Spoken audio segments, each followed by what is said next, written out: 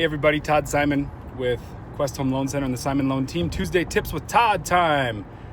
I've getting a lot of questions lately about renovation loan financing. So the state of the market is, in fact, that it is a very much so a seller's market.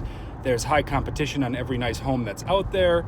So many times, the only homes that are sitting on the market for longer than a couple of days are homes that need a little bit of love, need a little bit of updating, upgrading, things like that. So one of the questions I'm getting asked a lot is, hey Todd, can we roll the cost of renovations into our financing? And the fact of the matter is that yes, you can.